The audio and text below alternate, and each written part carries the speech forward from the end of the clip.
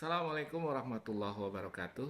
Assalamualaikum warahmatullahi wabarakatuh. Sobat pembelajar sekalian, bahwa forensik digital merupakan sebuah metode ilmiah, yang mana metode ilmiah ini digunakan dalam penanganan data elektronik.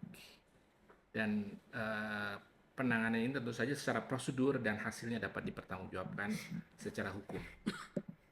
Nah, salah satu prinsip penanganan data elektronik menurut SE2 tahun 2025 tentang pedoman kegiatan forensik digital di Direktorat Jenderal Pajak, yang mana juga ini mengutip dari prinsip ACPO. Prinsipnya adalah, salah satunya adalah dilakukan oleh seorang yang memiliki kompetensi di bidangnya. Nah, terkait dengan kompetensi ini, dalam penanganan data elektronik di Direktorat Jenderal Pajak, itu diharapkan ahli forensik digital memiliki 6 kompetensi. Kompetensi yang pertama tentu adalah kompetensi di bidang forensik digital itu sendiri. Nah, kompetensi yang kedua adalah kompetensi penyidikan di bidang perpajakan, penyidikan tindak pidana di bidang perpajakan.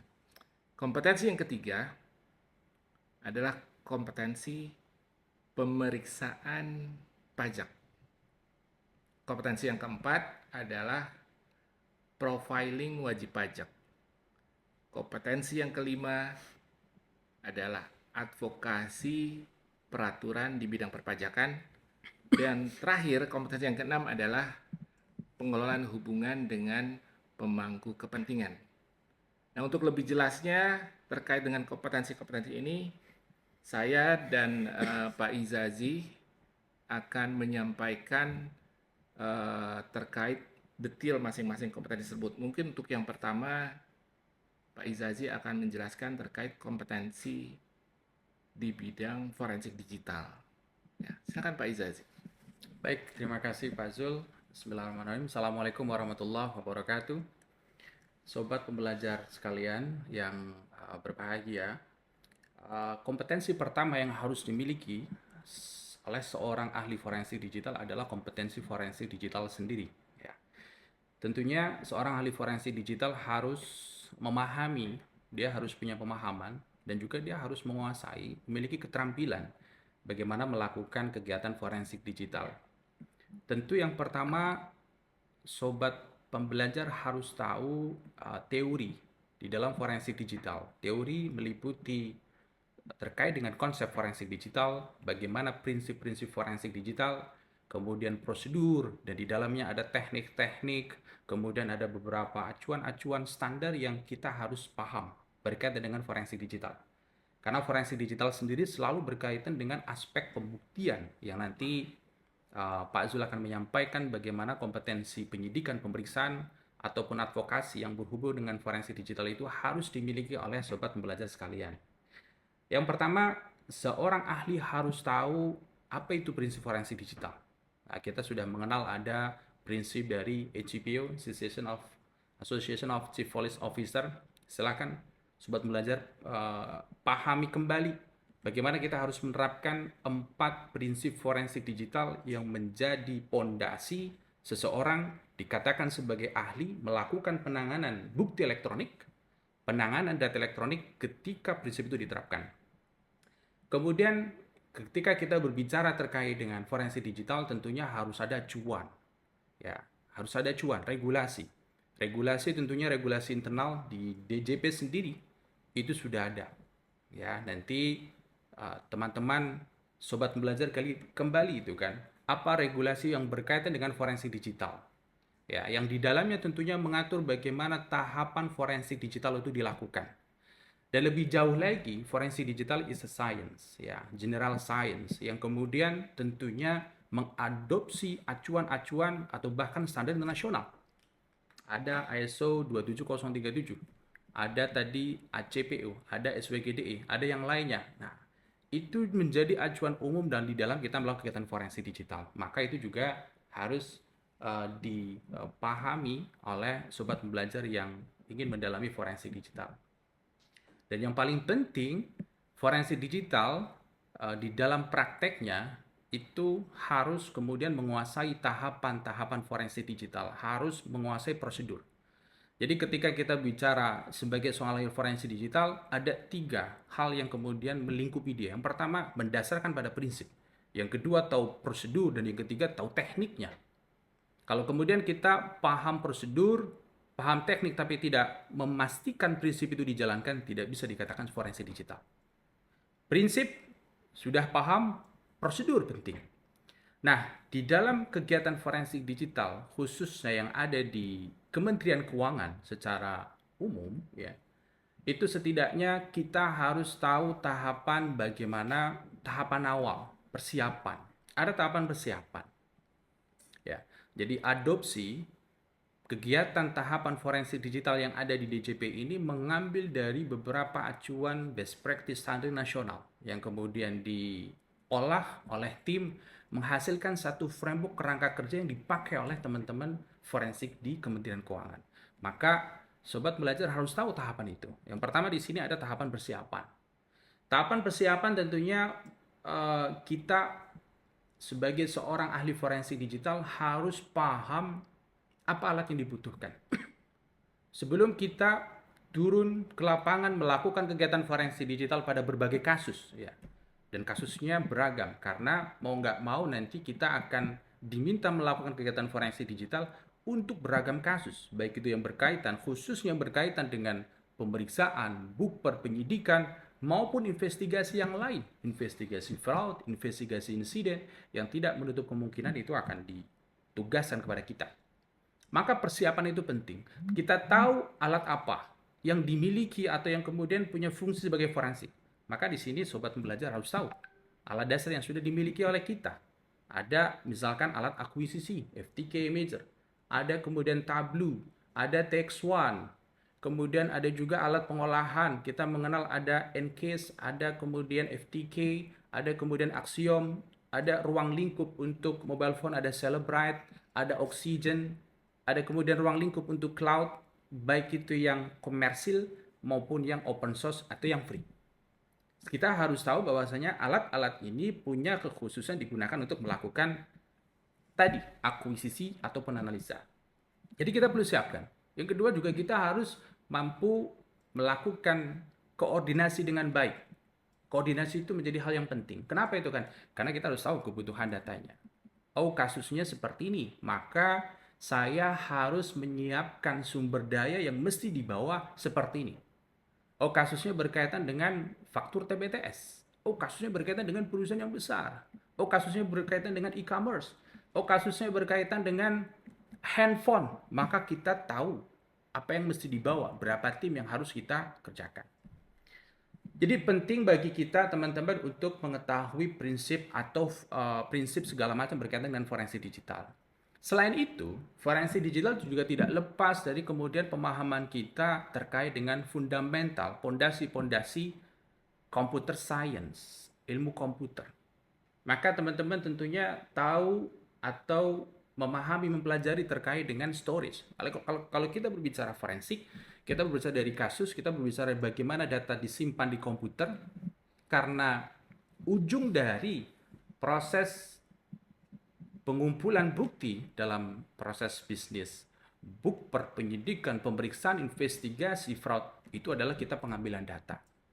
Maka data itu disimpan di mana? Data itu disimpan di hard disk, ya, disimpan di SSD, disimpan di flash disk, yang masing-masing punya file system yang berbeda.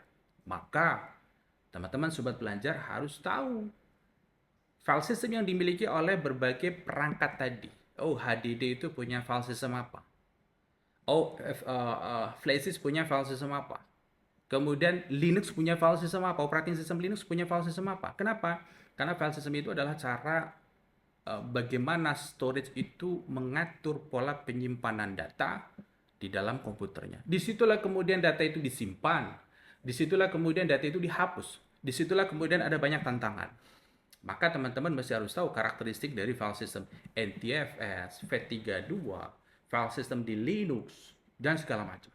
Ya, bagaimana kemudian kondisi saat sebuah file dihapus di dalam file system? Kita mesti harus tahu. Karena disitulah konsep bagaimana proses recovery di dalam forensik itu dilakukan. Oke ya. Kemudian di dalam kegiatan forensik digital, ya, prinsip itu tentunya harus dijalankan dengan satu kegiatan. Menjaga integritas berarti bagaimana kita memastikan data yang diambil dalam posisi mati itu tetap terjaga sampai kapanpun itu. Maka di situ kita akan menggunakan beberapa alat. Ada misalkan write protect hardware dan juga write blocker, write protect yang sifatnya software. Dia punya prinsip bagaimana menjaga sebuah data itu supaya tetap read only. Jadi teman-teman juga mesti harus tahu ya kapan barang itu dipakai digunakan di dalam proses pengumpulan bukti kita. Selain itu beberapa pondasi dasar yang harus tentunya dimiliki oleh sobat belajar ketika ingin menjadi ahli forensik digital, tentunya kita agak dalam lagi nih, deep dive ya, berkaitan dengan computer science tadi. Jadi kita mengenal ketika data itu disimpan di dalam storage ada file system, maka kita tahu disitulah ada binary system. Sebuah data disimpan di dalam storage ya, dalam format binary system 0110. Kemudian kita mengenal istilah byte, istilah sektor, cluster. Bagaimana sebuah file disimpan di cluster, bagaimana cluster terdiri dari beberapa sektor. Nah, disitulah kita perlu tahu, ya, perlu tahu untuk kemudian menguatkan pemahaman kita berkaitan dengan aspek-aspek teknis berkaitan dengan data elektronik itu sendiri. Lalu kemudian bagaimana ya binary system tadi, bits byte tadi itu bisa dikonversi ke hexadesimal, kemudian ke desimal kemudian dikonversi ke binary seterusnya. Bagaimana kemudian sebuah file itu bisa dibuka secara raw-nya dengan menggunakan beberapa tools lalu bisa dikonversi ke ASIC.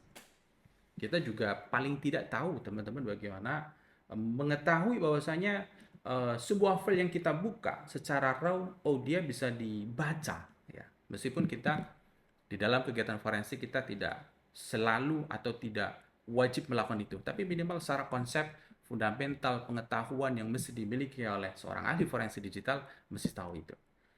Kemudian kita juga mengenal di dalam tahapan kita sudah masuk ke proses identifikasi untuk menuju proses akuisisi maupun pilihan untuk kita membawa ke kantor.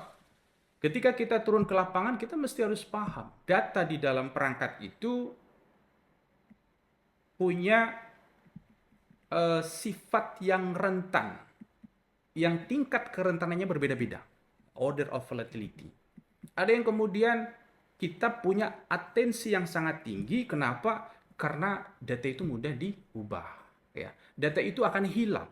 Begitu listrik mati, oh RAM itu datanya hilang. Ada juga yang sifatnya data itu akan tetap berada di situ. Maka kita mengenal ada istilah di prinsip di order of volatility. Jadi apa sih yang harus kita ambil pertama kali? Apa yang harus kita prioritaskan? Ya, Bapak harus tahu, teman-teman harus tahu. Ya, sobat belajar harus tahu. Kenapa?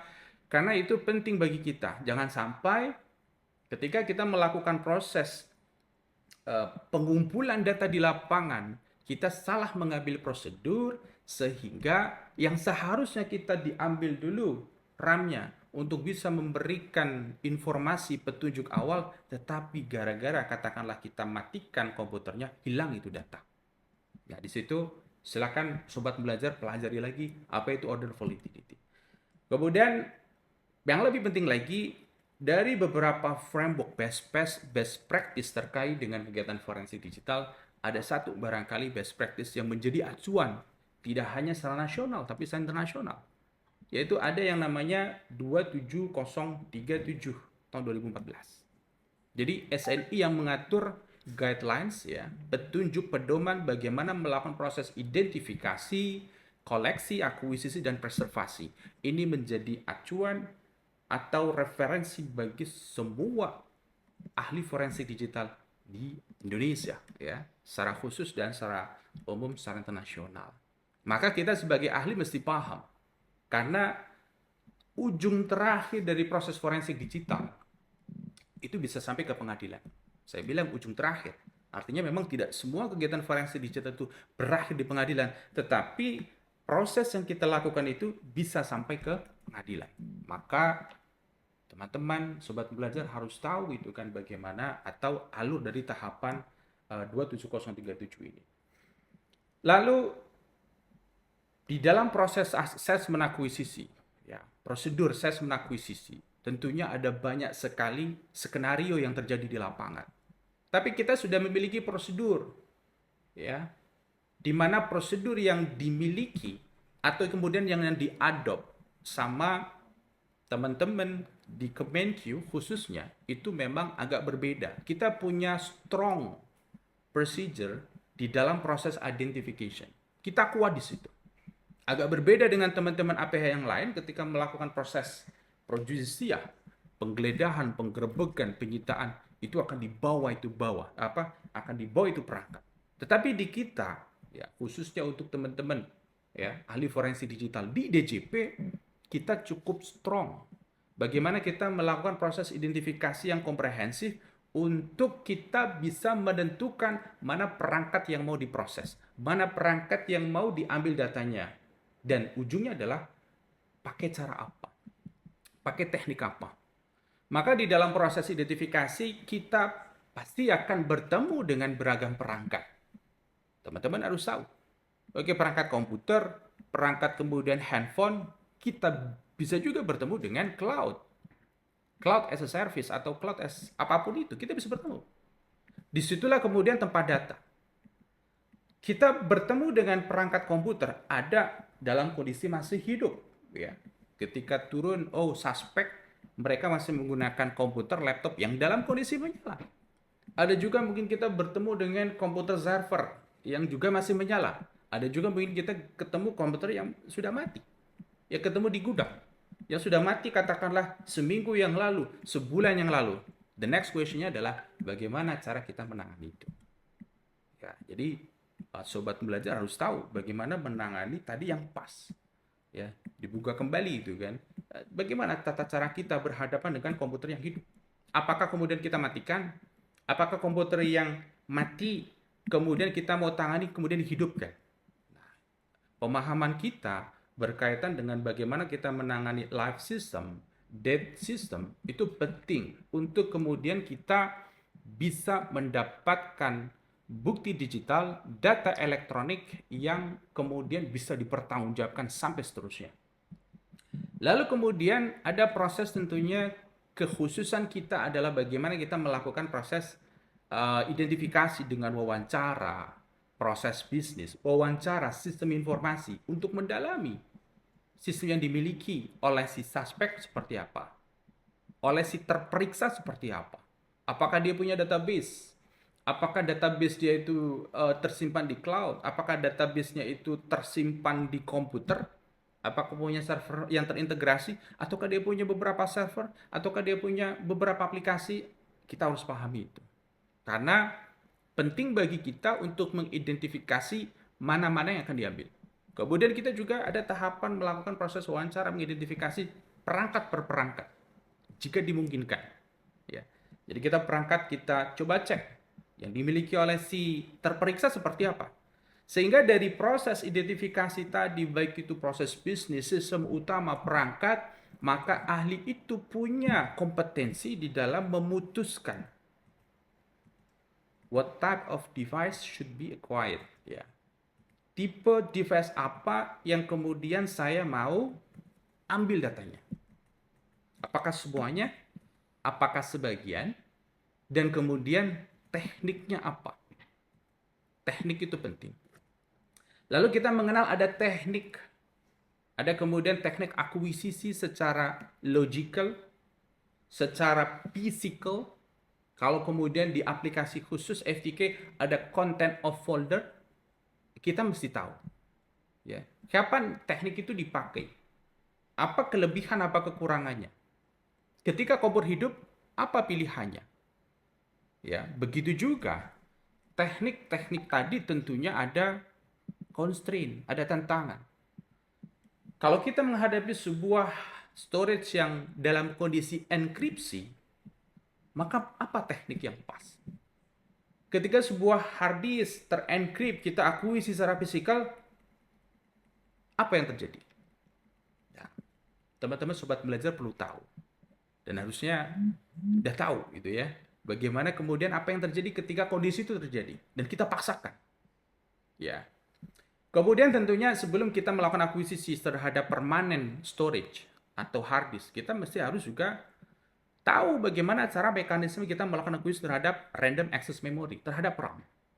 Meskipun di dalam pemeriksaan atau proses bisnis yang ada di Kemenq ini, khususnya di DJP, menjadi satu pilihan apakah kita akan mengambil data di RAM apa tidak. Nah, itu jadi pilihan. Kalau kemudian diambil, caranya seperti apa? Alat yang bisa dipakai apa saja, ya. Sobat belajar mesti tahu. Kemudian bagaimana akuisisi terhadap email. Nah, ini masing-masing punya cara sendiri. Dan kita mengenal kalau kita berbicara teknik, maka teknik ini dibantu dengan alat. Pemahaman di awal kebutuhan alat yang dibawa, dan ini benar-benar dipraktekkan. Ya, FTK Imager tentunya menjadi salah satu senjata utama kita, ya, dalam proses akuisisi. Mau nggak mau kita harus kuasai FTK Imager. Apa aja menu di dalamnya? Kalau kita memutuskan untuk mengambil secara fisikal, gimana caranya? Kalau kita mengambil secara fisikal, apa format filenya? Apa format file forensik yang umum? Yang kemudian kita bisa pakai ketika kita mengambil secara fisikal, logical. Dan dengan cara apa kemudian next step-nya itu adalah diolah. Maka setelah kita selesai tahapan melakukan proses identifikasi pengambilan, baru kemudian kita bisa lanjut proses pengolahan dan analisa. Ada beberapa catatan ketika kita mengambil di lapangan. Kita ketika mengambil di lapangan tentunya ada kegiatan yang memang tidak dalam posisi proyusia. Tapi ada juga yang ada dalam posisi proyusia. Nah, mungkin nanti akan diterangkan lebih lanjut sama Pak Azul. Seperti apa penyitaan, ya, apa yang kemudian harus kita cermati. Tapi paling tidak dokumentasi sebagai proses terakhir dalam kita akuisisi lapangan harus dibuat. Isinya seperti apa, lampirannya seperti apa yang harus ada, tentunya teman-teman ahli, sobat pembelajar harus paham itu. Ya. Setelah selesai proses, kemudian kita akuisisi. Ya. Identifikasi akuisisi. Bisa saja nanti ketika sebelum proses akuisisi, kita sepertinya tidak semua perangkat kita akuisisi lapangan. Kita perlu bawa. Nah, berarti proses koleksi kita lakukan. Proses pengumpulan kita lakukan. Ya. Kemudian lanjut, setelah semuanya selesai dari lapangan, kita bawa ini ke kantor kita, ke lab kita. Ya, harusnya kita mengenal lab. Ya, karena di lab itu sebagai sarana kegiatan forensik digital yang dilakukan di dalamnya. Ada alat, ada orang, ada prosedur, dan lain sebagainya. Maka kemudian beberapa alat bisa dipakai untuk proses pengolahan dan analisa forensik digital. Teman-teman mesti harus paham alat itu apa saja. Baik itu alat yang komersil, baik itu alat yang open source maupun yang free. Ya, paling tidak kita mengenal ada autopsi, kita mengenal ada FTK, Access Data FTK, Toolkit, kita mengenal ada Ncase, kita mengenal ada Axiom, yang mungkin sebagian besar unit ya di DJP atau bahkan di Kemenq mungkin punya. Ya, termasuk ketika pengolahan itu adalah pengolahan mobile phone. Ya. Ada toolsnya, kita mesti harus paham. Maka kemudian ada standar prosedur setelah kita mendapatkan evidence tadi, bagaimana kita melakukan verifikasi. Apa itu? Kalau kita bicara verifikasi ada nilai hash. Nilai hash itu apa saja, seperti apa, bagaimana cara penggunaannya, dan apa manfaatnya. Setelah kemudian diverifikasi, kita lanjut olah. Ada standar bagaimana tahapan pengolahan. Kita create case, kita add evidence, kita pilih ingest module, kemudian kita lakukan proses pencarian, manual, analisa, sampai kemudian kita menuangkan apa data yang kita temukan dalam proses investigasi yang relevan ini ke dalam laporan. Nah, di dalam proses pengolahan analisa, kita mengenal ada analisis file signature. Apa itu file signature? Sobat belajar harus tahu file signature itu seperti apa, ya, apa manfaatnya, dan mungkin case by case-nya seperti apa. Yang kedua, analisis metadata. Udah pasti metadata itu menjadi satu hal yang penting. Ya, metadata itu menjadi satu barangkali kekhasan kita, kekhasan bukti berupa data elektronik dibanding hard copy. Kalau hard copy kita tidak tahu kapan itu si laporan hard copy itu dibuat. Tapi kalau soft copy data kita tahu itu dibuat kapan, dimodifikasi kapan, dibuat oleh siapa, di save terakhir oleh siapa dengan metadata. Dan bahkan di situ ada lokasi, di situ kemudian ada beragam atribut penting yang kemudian itu penting buat kita. Tentunya teman-teman mesti harus tahu. Karena setiap data, file itu dia punya setidaknya dua, file system metadata sama aplikasi metadata. Dan itu sangat berguna sekali buat kita. Jadi harus tahu analisis metadata. Kemudian tentunya ada beberapa catatan penting, ada banyak hal menarik, data menarik di dalam suatu storage. Tapi beberapa yang penting, mungkin saya bilang something interest itu adalah istilahnya artefak, ada artefak browser. Artefak browser, ya. Artefak browser itu menjadi satu hal yang penting buat kita. Karena di sanalah kemudian kita bisa mendapatkan jejak-jejak. Ya. Apa yang kemudian sudah diakses oleh suspek, oleh terperiksa. Ya. Jadi kita harus mengenal browser, Chrome, Mozilla, dan sebagainya menyimpan artefaknya dalam format seperti apa, di mana. Ya. Kemudian tentunya agak yang lebih tinggi lagi kita mengenal bahwasanya ada banyak artefak menarik di dalam komputer Windows, di Linux maupun di mobile phone. Di Windows ada lagi namanya registry. Ya, ini registry paling tidak yang kita perlu tahu adalah mengenali registry yang digunakan untuk menyimpan jejak storage sehingga kita bisa tahu storage yang pernah terhubung di sistem apa saja. Minimal kita tahu bagaimana jejak aplikasi yang baru saja dibuka. Kemudian kita bisa tahu misalkan jejak login, kemudian jejak ada banyak sesuatu yang menarik. Ya. Yang ini kita lakukan dengan menganalisa image file yang sudah kita peroleh. Meskipun sobat belajar di dalam proses identifikasi, di dalam kita melakukan pengecekan wawancara terhadap si pemilik perangkat, kita biasanya melakukan proses assessment menggunakan beberapa tools. Ada last activity view, ada recent file view, ada shellback view, ada USB view, history, dan macam-macam. Itu juga punya kegunaan yang luar biasa. Nah, teman-teman bisa harus tahu manfaat dari alat-alat tadi di dalam proses investigasi kita. Itu digunakan untuk apa? Sehingga alat tadi itu akan menjembatani kita, menambah masukan buat kita, justifikasi untuk menentukan teknik apa yang kemudian harus dilakukan. Ya, oke. Balik lagi ke pengolahan analisa, kita juga mengenal beberapa istilah, ada namanya file system recovery, data recovery, dan beragam lainnya. Paling tidak itu ya secara teknis ya kan hal-hal yang berbau forensik digital, meskipun kita tahu bahwasanya luasan ruang lingkup kegiatan forensik digital itu bisa sangat luas. Kita berbicara alat ya, berbicara misalkan ada Axiom, berbicara ada Encase, dia masing-masing punya fungsi. Kenapa Axiom lebih baik daripada misalkan katakanlah Encase atau sebaliknya? Teman-teman perlu dalami lagi. Sehingga kita bisa mengambil satu pilihan terbaik mana alat yang mau dipakai. Alat ini saya pilih karena dia punya fungsi seperti ini. Gitu ya sobat belajar sekalian. Maka setelah semuanya selesai, proses pengolahan analisa, kita tuangkan di dalam laporan. Laporan ini laporan forensik digital. Inilah yang kemudian penting. Di sanalah kemudian kita akan menginformasikan segala hal berkaitan dengan proses forensik. Coba didalami lagi sobat belajar, apa itu isinya? Isinya apa aja? Ya. Secara keseluruhan. Karena seharusnya laporan forensik digital ini merupakan laporan yang standar bagi seluruh ahli forensik digital dimanapun berada.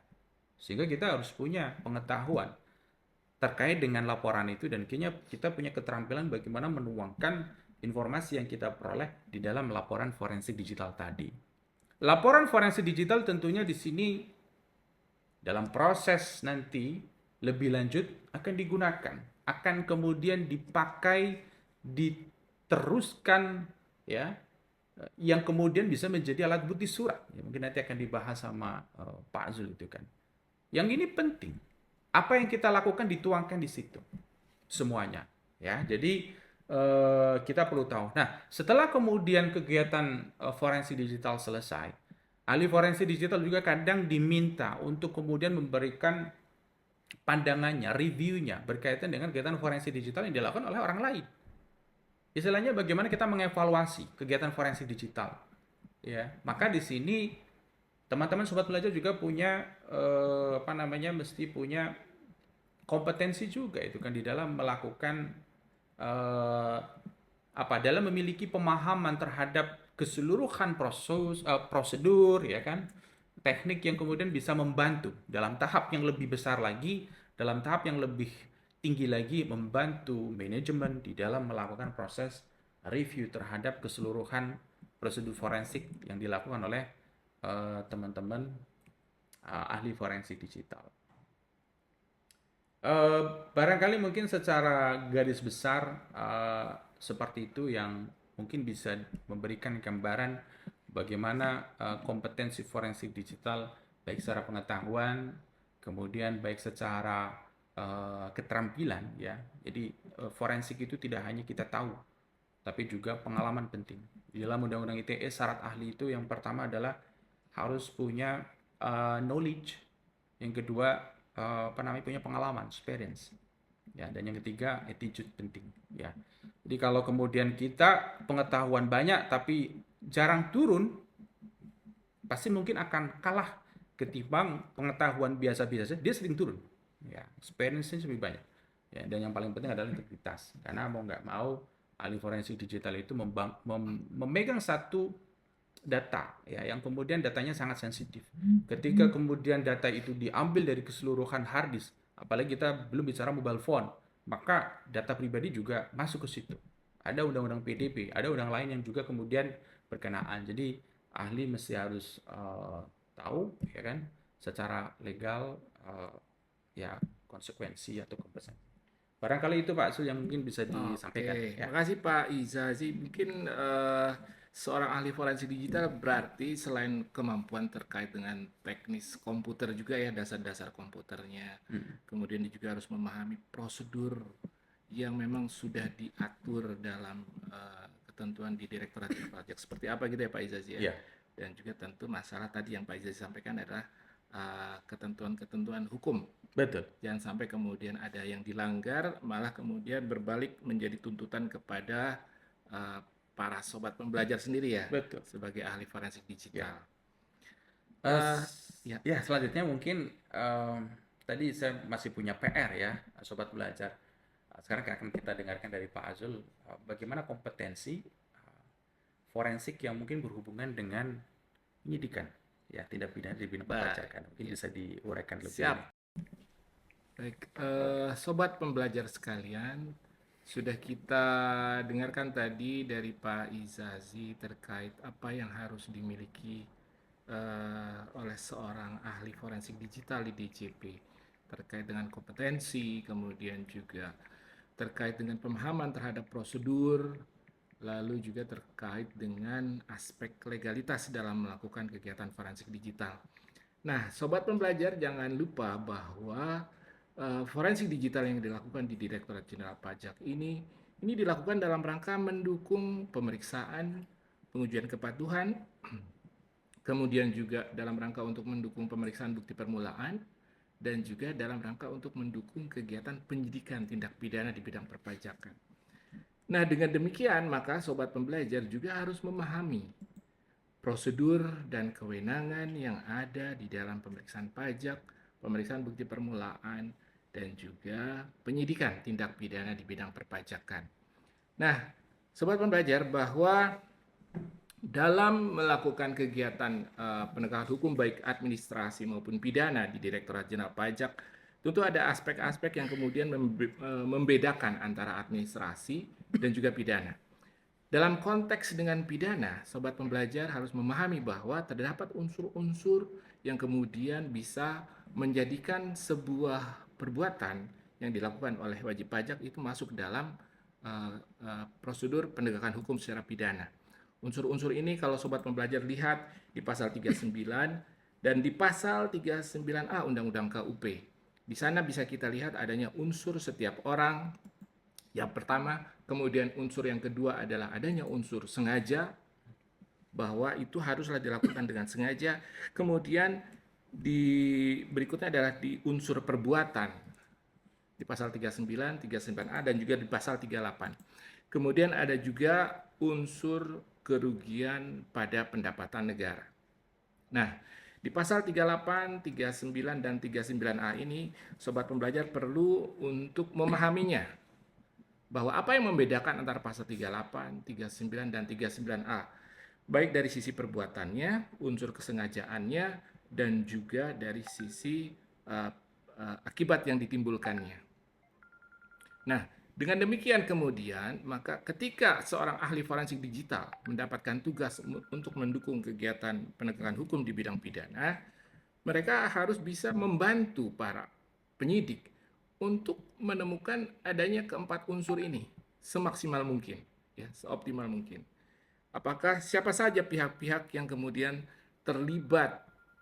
Apakah hanya satu wajib pajak saja, ataukah ada yang pihak yang turut membantu, sehingga teman-teman bisa melihat adanya keterkaitan di pasal 43 Undang-Undang KUP, bahwa siapa saja yang membantu, kemudian menganjurkan, ini juga akan dikenakan sanksi yang sama.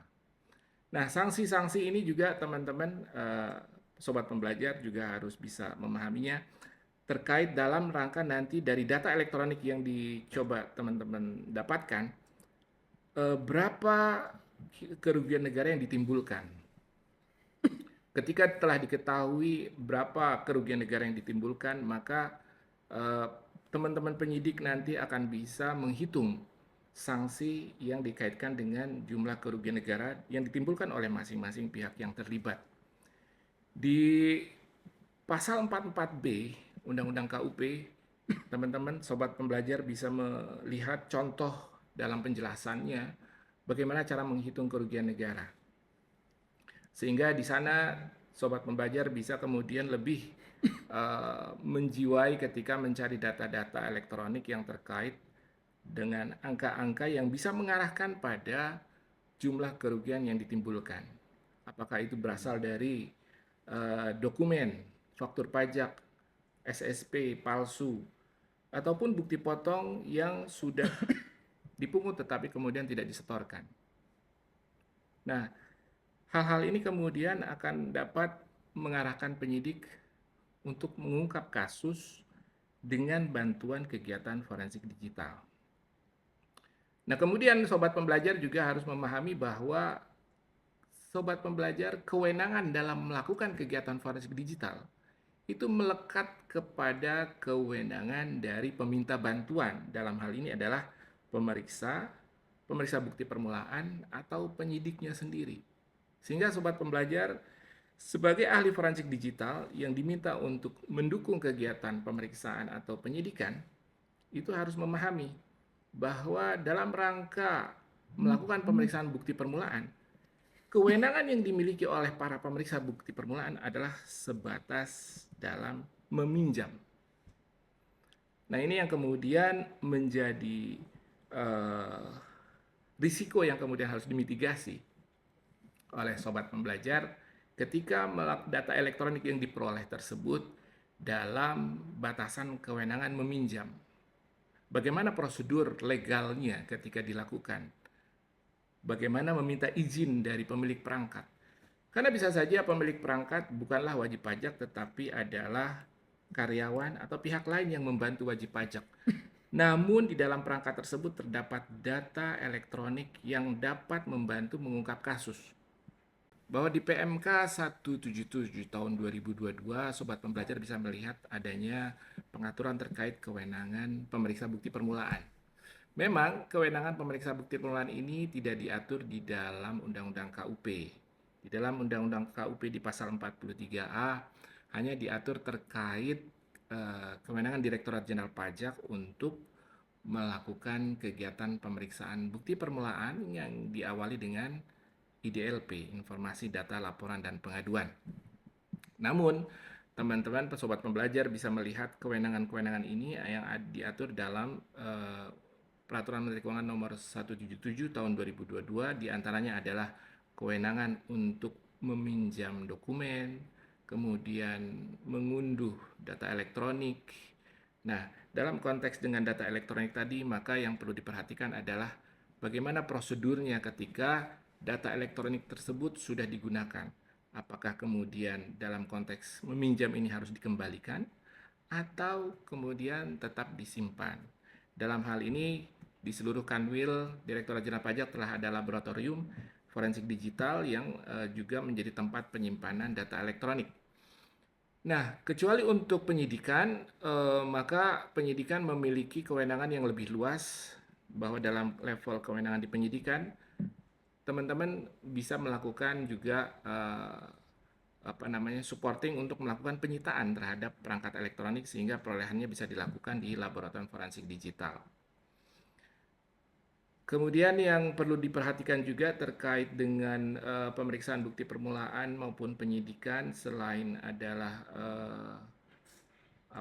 prosedur dan kewenangan tadi, terkait juga pemahaman sobat pembelajar akan alat bukti yang dimaksud dalam pasal 184 Undang-Undang KUHP. Bahwa di pasal 184 Undang-Undang KUHP terdapat 5 alat bukti. Namun di dalam konteks Undang-Undang KUHP ini tidak dibahas terkait dengan alat bukti yang berbentuk data elektronik. Ada di manakah kemudian data elektronik ini? Apakah kemudian data elektronik ini yang kemudian dilakukan perolehannya oleh sobat pembelajar semua nantinya itu dapat dijadikan sebagai alat bukti?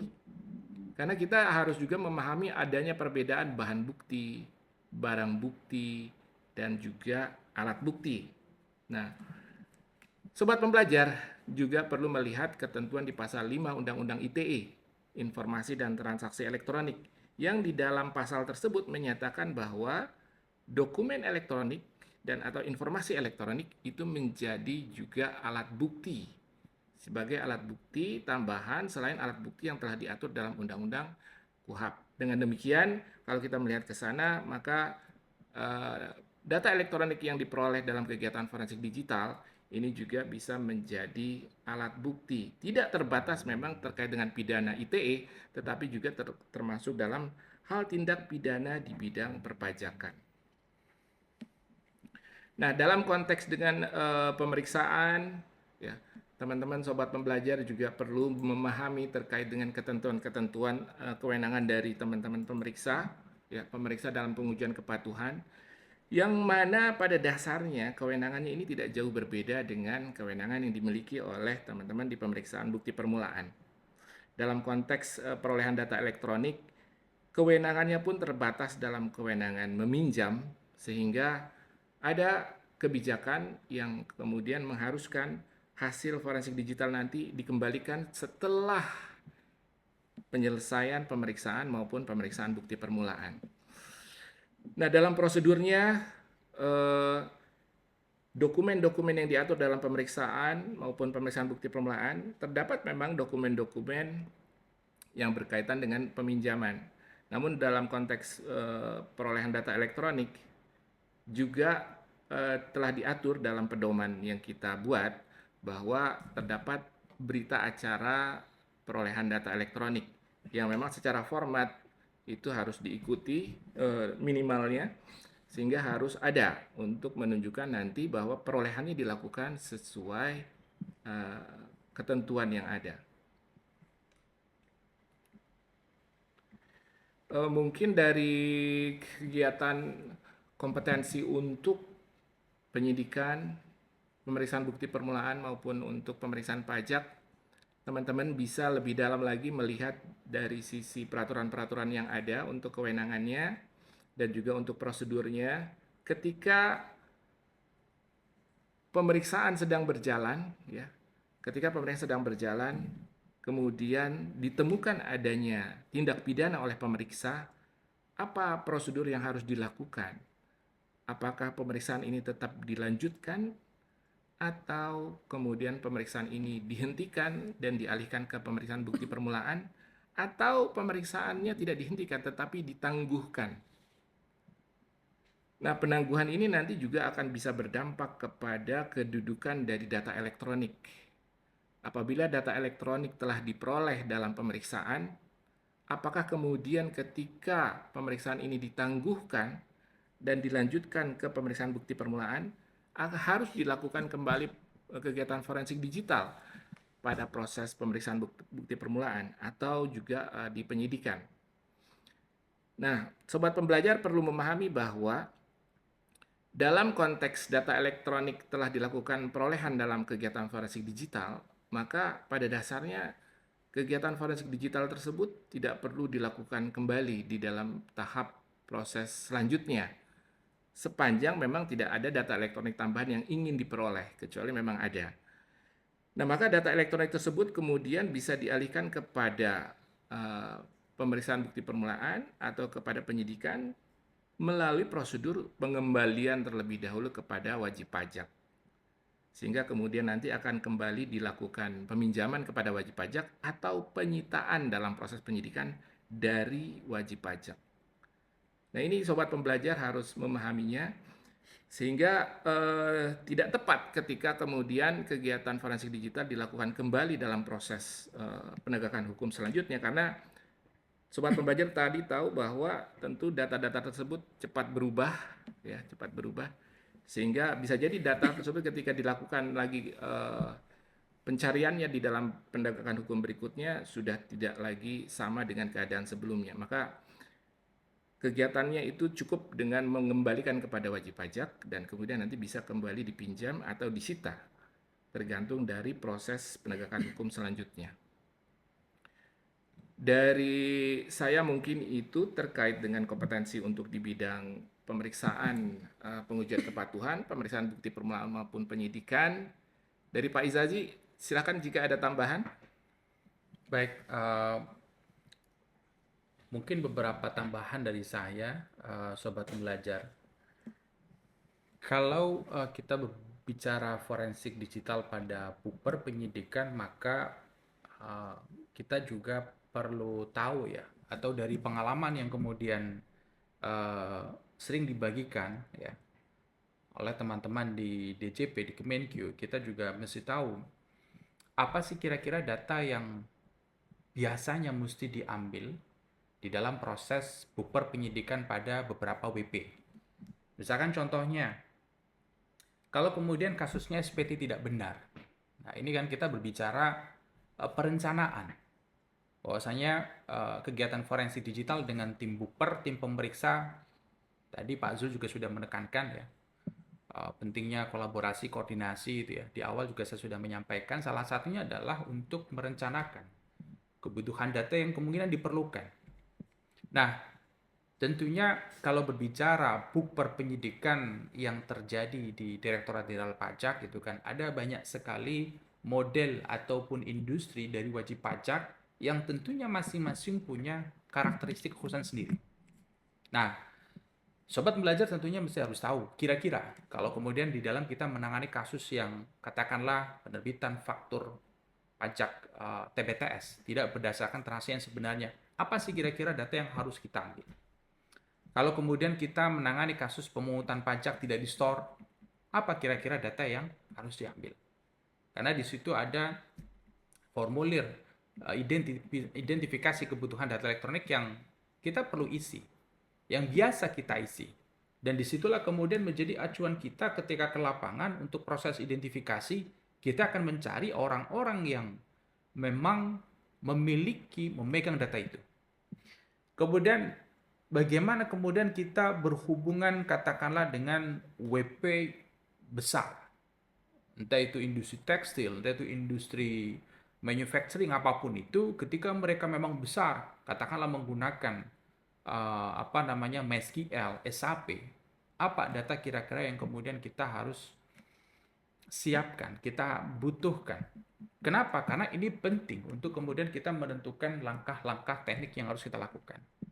Nah, dalam proses pemeriksaan yang mungkin lebih agak berbeda dengan kegiatan BUPER penyidikan yang punya kewenangan agak bisa memaksa di dalam proses penyidikan. Tapi kalau di pemeriksaan tidak. Maka kita juga mendapati perusahaan-perusahaan yang mungkin kita sudah tahu ada e-commerce, ya. Bisa jadi kita berhadapan dengan wajib pajak yang berkaitan dengan aset kripto, dengan database, dengan server, dengan SAP. Nah, kita setidaknya punya pengetahuan dasar berkaitan dengan bagaimana perlakuan kita terhadap beberapa database tadi.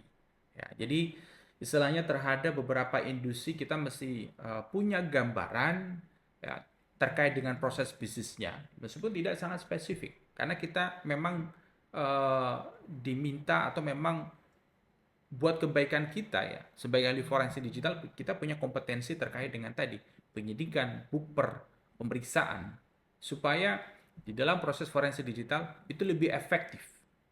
Kita sudah punya kemampuan teknis, sudah punya pengetahuan secara forensik, namun ketika kita tidak diimbangi dengan pemahaman tadi terkait dengan aspek legal, bagaimana sampai ke ujung, dan kita kurang punya pemahaman yang mungkin berawal dari pengetahuan, koordinasi ataupun pengalaman berkaitan dengan proses bisnis dan juga data yang di provide yang kemudian dihasilkan oleh industri tadi, ya kita nanti jadi kebingungan, salah ambil.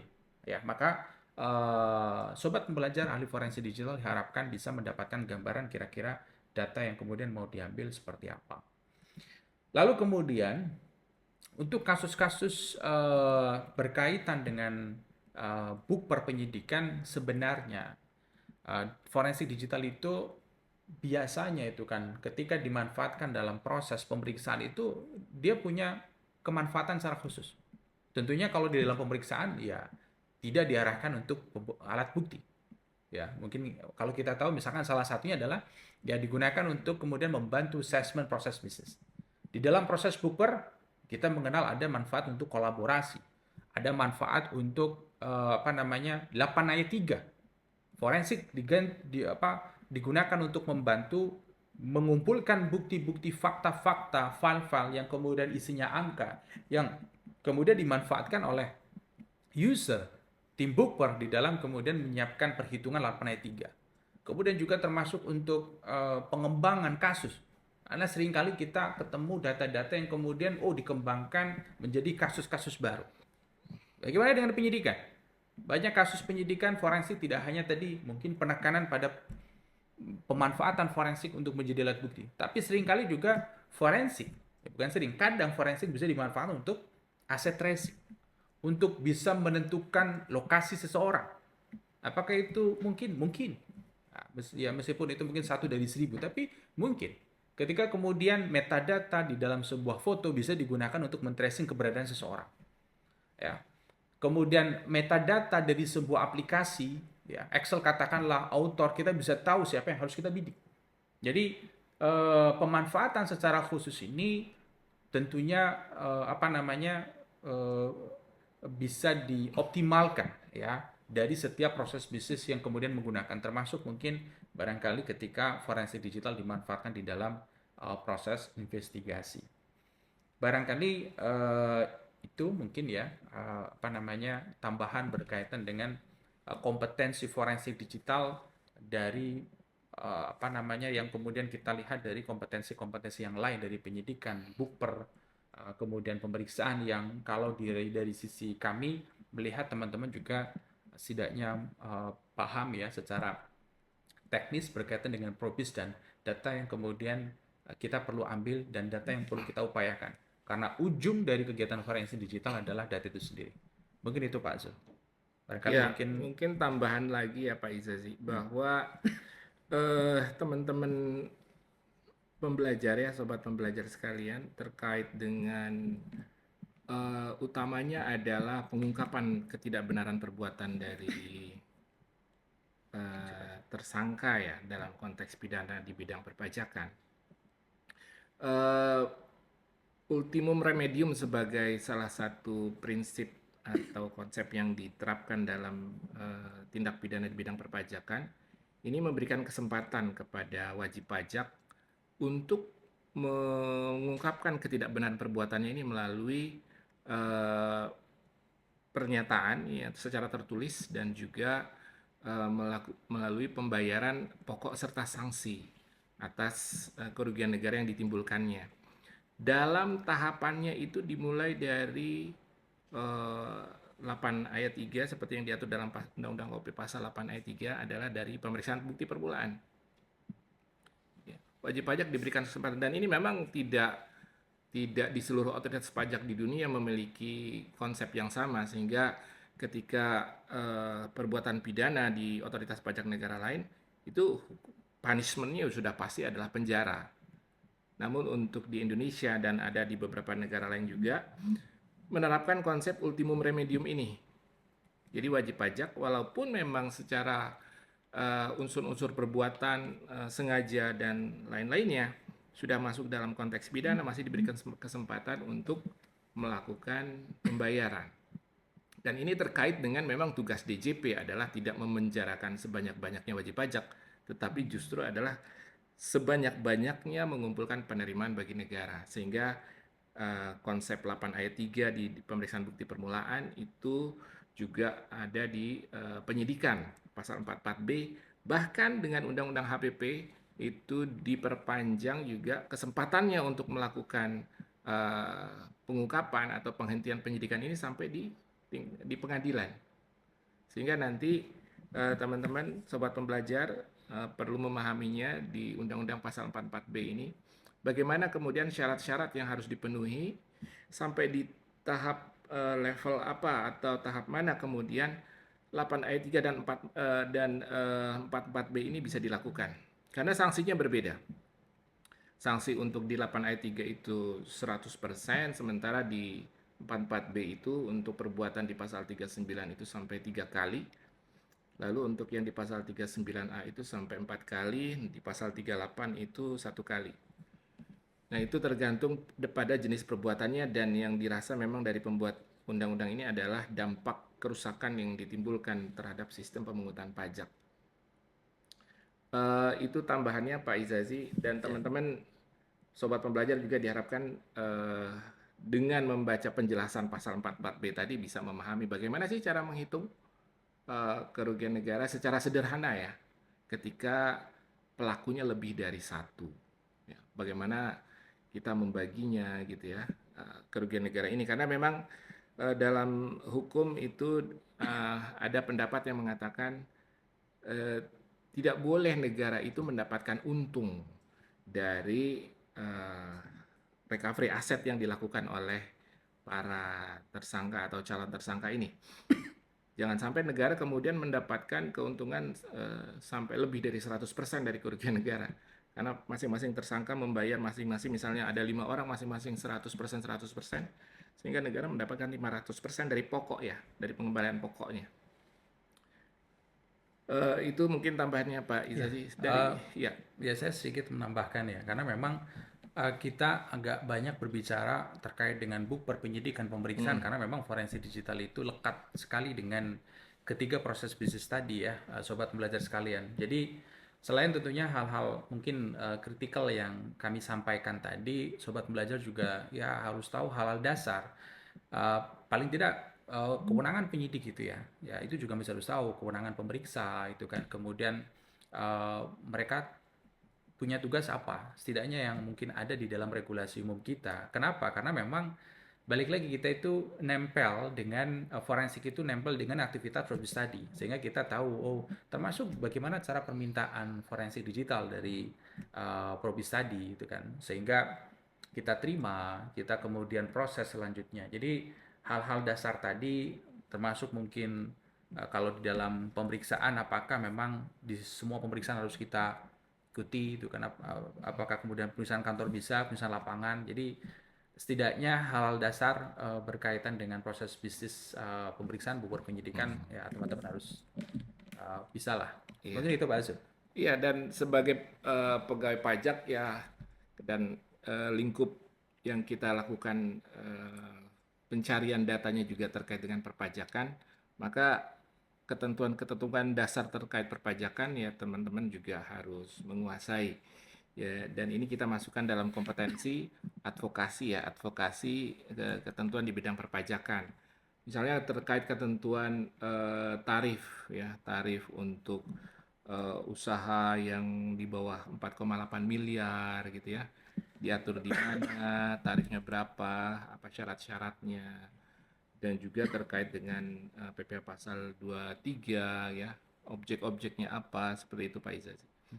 Dan itu ya hal-hal dasar yang memang seharusnya sudah diketahui. Itu ya. Terakhir mungkin Pak Izadi terkait dengan pemangku kepentingan ya, pengelolaan hubungan dengan pemangku kepentingan. Untuk di forensik itu mau nggak mau kan memang terkait dengan juga pemeriksaan, bukti permulaan dan penyidikan. Pemangku kepentingan yang terkait ada juga misalnya adalah PPATK ya. Dalam hal PPATK memberikan data kepada kita DJP untuk kemudian sebagai trigger di analisis, dan juga bisa kita lakukan pertukaran data juga dengan instansi lain, misalnya dengan KPK, dengan kepolisian gitu ya Pak Isasi ya. Yap. Dalam rangka untuk tindak lanjut dari hasil penegakan hukum dengan kejaksaan, juga dengan hakim, ya kehakiman. Demikian Pak Izazi, ada tambahan? Mungkin sedikit tadi yang berkaitan dengan advokasi ya. Memang betul kita memang perlu paham lah ya sebagai pegawai pajak barangkali aturan-aturan dasar. Cuma dari sisi forensik kami juga mencoba bagaimana peran forensik digital ini membantu dalam proses advokasi kebijakan. Maksudnya apa? Mungkin kami mencoba mengerai satu isu yang saat ini memang berkaitan dengan teknologi, isu insiden ya. Kita di pajak ya atau di Kementerian Keuangan barangkali kan organisasi kita itu memiliki banyak sekali sistem ya. Ada kemudian e-faktur, ada kemudian e-bupot, ada kemudian apa namanya aplikasi pajak dan seterusnya yang itu kemudian dimanfaatkan oleh wajib pajak kita di dalam mereka melakukan layanannya. Nah, saya mencoba di sini memasukkan, ya, kami mencoba di sini memasukkan, tuh kan, kejadian-kejadian, ya, yang mungkin berkaitan. Jadi mungkin kita tahu, katakanlah misalkan ketika ibu pot itu loadnya telat, itu ya, atau kemudian ibu pot itu overload, atau kemudian itu ada layanan yang lambat, atau kemudian misalkan ada mungkin kita mengenal ada aktivitas-aktivitas hacking terhadap sistem kita itu kan sebenarnya apa yang kita lakukan dalam proses forensik gitu ya. Ini hal lain nih kan. Nah, kira-kira ke depan itu ya, bagaimana forensik ini bisa membantu di dalam memberikan satu masukan ke teman-teman yang kemudian penyusun regulasi itu ya. Kira-kira kalau terjadi ini seperti apa? Sehingga saya di sini juga ingin menyampaikan ke teman-teman ya sobat belajar, selain kemudian kompetensi yang memang sangat khusus berkaitan dengan pajak ya, forensik lekat dengan kompetensi yang bersifat murni, anomali-anomali jaringan, anomali-anomali sistem itu juga sebenarnya punya maksud ya. Kita mesti tahu itu, dan semoga ke depan sobat belajar bisa memberikan ya, membantu peran lebih ya dari forensik, tidak hanya yang tadi kita bicarakan dalam proses bukper penyidikan pemeriksaan, tapi bagaimana kita juga bisa membantu memberikan asistensi terhadap ini organisasi kita itu harus lebih baik dengan kita memberikan masukan-masukan terkait dengan kegagalan atau anomali-anomali di dalam sistem kita, karena itu sebenarnya kita punya ke sana. Satu lagi berkaitan dengan pengelolaan, betul, jadi memang kita memang punya hubungan, dan kalau terkait dengan forensik itu kita mungkin ada mungkin ya, kalau kemudian berhubungan dengan wajib pajak kita mungkin ada penyelenggara marketplace ya kan. Kemudian juga sekarang lagi isu nih terkait dengan payment gateway, itu juga mungkin kita juga harus memikirkan bagaimana karakteristik itu ya pemilik pemangku kepentingan berkaitan dengan payment gateway itu ya, atau kemudian bentuk yang pas ya, karena mau ketika forensik digital tuh ya, itu bisa ke sana teman-teman, entah itu dalam konsep kita melakukan pemeriksaan terhadap wajib pajak yang kemudian punya payment gateway ataupun dalam proses penyidikan ataupun dalam rangka apapun itu, kita ke arah sana. Jadi kalau kemudian beberapa yang kami catat tentunya ada platform marketplace ya kan, ada layanan cloud, mau nggak mau layanan cloud itu juga pemangku kepentingan pihak ketiga itu kan. Itu juga kita perlu memikirkan kira-kira bagaimana hal yang baik yang kemudian bisa kita terapkan di dalam kita menjalin hubungan, termasuk dengan penyedia internet. Ya, mau nggak mau ke depan sobat pembelajar itu ahli forensik itu menjadi jembatan kunci ya dalam kesana, termasuk juga dengan ya mungkin ketika misalkan dalam kegiatan forensik digital itu banyak penyimpanan data wajib pajak yang sekarang disimpan di sana, mau nggak mau kita juga harus memberikan masukan asistensi apa yang harus dilakukan oleh case owner kita, pemeriksa kita ya. Jadi kita juga ruang lingkup dari kompetensi forensik digital kita juga mungkin mesti harus paham ke sana. Barangkali itu Pak Zul, mungkin terakhir Ya, profiling ya. ya. Mungkin sebelum saya lupa juga nih Pak Izazi, hal-hal sederhana ya. Jangan sampai juga sobat pembelajar nanti juga salah, terutama ketika menuliskannya di berita acara hasil perolehan kegiatan forensik ya. Ketika ekstensi dari file image yang dicantumkan di sana ternyata ekstensinya adalah ekstensi XLS. Oke. Itu kan sangat fatal ya, apalagi ketika diletakkan di berita acara yang kemudian akan sampai ke pengadilan. Nah, ini menjadi atensi ya, sobat pembelajar semua. Pahami terkait dengan hasil output dari file image hasil perolehan. Kemudian juga hal-hal sederhana dalam konteks untuk identifikasi awal terkait pemahaman terhadap Windows Registry dan juga terkait dengan output dari masing-masing tools ya. Ya, sehingga bisa dilakukannya nanti bisa dipertanggungjawabkan.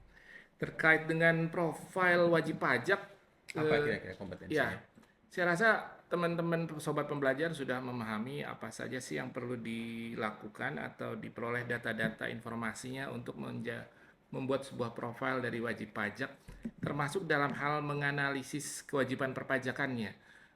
Dan ini tentu terkait juga tadi dengan advokasi ketentuan di bidang perpajakan. Artinya dengan mengetahui ketentuan-ketentuan perpajakan yang ada, tarif-tarifnya, dan juga objek pajak, subjek pajaknya, maka profil yang dibuat dalam untuk mendapatkan gambaran dari wajib pajak terhadap SPT yang dilaporkan, kewajiban perpajakannya, analisisnya yang sudah dilaporkan itu bisa dilakukan.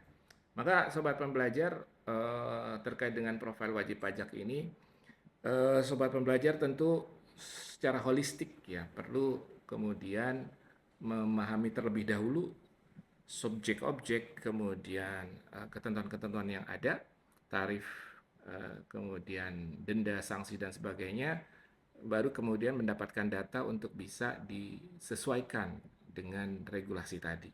Itu Pak Isasi. Ya, jadi mungkin berkaitan dengan profiling ya. Kalau profiling sebenarnya dalam konteks forensik digital, kompetensi yang teman-teman miliki, harusnya kan di dalam profiling pasti ada proses yang pertama pengumpulan data. Kita sudah clear lah ya bagaimana kemudian sobat belajar ahli forensik digital ini mendapatkan data itu. Tapi mungkin beberapa hal lain yang belum tersampaikan dari kami itu kan, karena kadang kita sering mengalami teman-teman itu kan di lapangan dari fungsi yang lain itu katakanlah bertemu dengan wajib pajak yang biasa, sehingga kita mengenal ada istilah aplikasi kasir itu kan, kemudian aplikasi yang sangat sederhana atau yang umum. Jadi intinya bagaimana kemudian kita mengenali beragam ya jenis aplikasi-aplikasi yang kemudian dimiliki oleh wajib pajak. Ya, di situ yang kemudian pasti ada database. Nah, ini kemampuan mengenali beragam data ini yang akan membantu dalam proses profiling nanti. Nah, kalau kemudian secara forensik digital kita sudah sampai dalam tahapan analisa yang bersifat forensik ya, analisa waktu, analisa timestamp, analisa metadata. Salah satu yang kemudian penting yang tadi Pak Zul sampaikan juga bagaimana teman-teman juga membantu di dalam menganalisa secara substantif ya. Katakanlah misalkan di situ ada kita ketemu double laporan penjualan itu kan, kira-kira apa perbedaannya? Jadi kita menguatkan dari sisi yang laporan ini itu dibuat pada tanggal sekian, yang laporan satunya lagi dibuat pada tanggal yang lebih baru, sehingga kita bisa tahu bahwasanya memang ada manipulasi ya, meskipun rekayasa manipulasi itu kita tidak masukkan secara kata-kata di dalam secara eksplisit di dalam laporan, tapi kita tahu dan ini menjadi informasi yang berharga buat DJP, buat usernya itu ya. Jadi barangkali sih itu ya teman-teman, analisis lebih lanjut ya diharapkan sebenarnya kemampuan dari ahli forensik digital itu ya bisa kemudian melakukan ekstraksi berbagai jenis data yang kemudian sampai ke tahap apa namanya komparasi terhadap substansi material ya. Itu kita diharapkan ke sana, sehingga memang nanti dengan pada komunikasinya, penelahan, pemaparan dengan case owner ini membantu di dalam menggambarkan wajib pajak yang sedang diproses itu kayak apa. Mungkin Pak Zul. Saya rasa cukup ya Pak Izazi ya. Ya. Sobat pembelajar sekalian, terima kasih atas atensinya terkait dengan kompetensi yang harus dimiliki oleh ahli forensik digital di Direktorat Jenderal Pajak ini. Semoga sobat pembelajar mendapatkan manfaat. Kami tutup billahi taufiq walhidayah. Assalamualaikum warahmatullahi wabarakatuh. Assalamualaikum warahmatullahi wabarakatuh. Sukses semuanya.